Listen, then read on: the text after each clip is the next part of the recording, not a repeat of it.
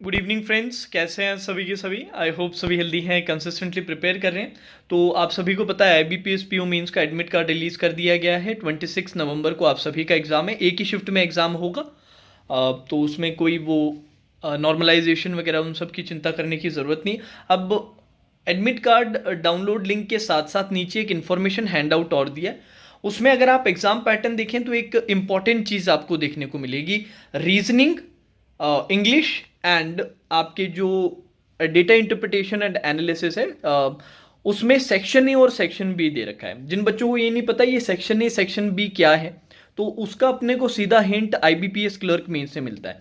IBPS clerk mains में भी ऐसे सेक्शन ए और सेक्शन बी में तोड़ रखा था। सेक्शन ए आपका 2 मार्क्स वाले क्वेश्चन थे।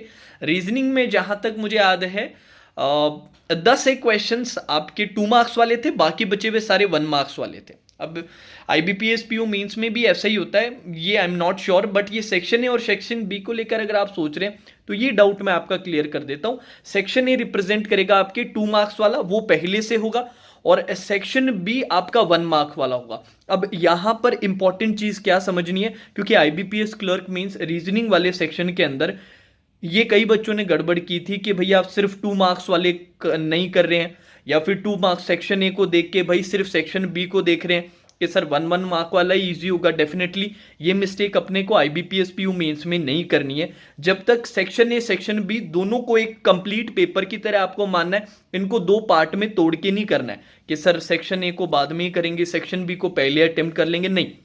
Section A section be just marks का रिप्रेजेंटेशन है। लेवल कोई जरूरी नहीं कि सेक्शन ए का ज्यादा हो या सेक्शन बी का कम हो, अपने को एज अ होल लेना है सेक्शन ए और बी दोनों को। ठीक है जी, चीजों को पढ़ना है, पढ़ के समझना है कि भैया लेवल असली में है क्या।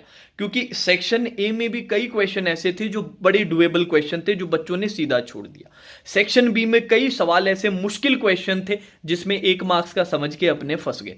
तो रीड करके अपने को डिसाइड करना है, अपनी जो स्ट्रैटेजी है राउंड 1 राउंड 2 वो सेक्शन ए बी दोनों को मिला के साथ में करनी है। ऐसा नहीं सेक्शन ए पहले अटेम्प्ट करेंगे सेक्शन बी बाद में करेंगे, या सेक्शन बी पहले करेंगे सेक्शन ए बाद में, नहीं। इसको एज अ होल लेना है। सेक्शन ए बस मार्क्स का रिप्रेजेंटेशन है, सेक्शन बी आपका मार्क्स का रिप्रेजेंटेशन रहेगा।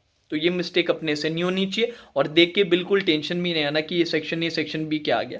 IBPS क्लर्क मेंस में भी ऐसा आया था। तो अपना ऐसा सीधा डिफरेंशिएशन लेवल वाइज नहीं करना, ये सिर्फ मार्क्स का डिफरेंशिएशन है। आप अपने को पढ़ के समझना है कि भैया ये क्वेश्चन करने लायक कि नहीं करने लायक है, जस्ट ऑन मार्क्स नहीं जाना अपने को। ठीक है, तो ये एक इंपॉर्टेंट पॉइंट था आपको मेंशन करने के लिए, जिससे कल को आप पेपर देने जाओ तो आपकी स्ट्रैटेजी बिगड़े ना, क्योंकि पेपर अटेम्प्ट सबसे ज़्यादा इंपॉर्टेंट होता है। ठीक है, अब जाने से पहले एक सजेशन मेरी तरफ से है।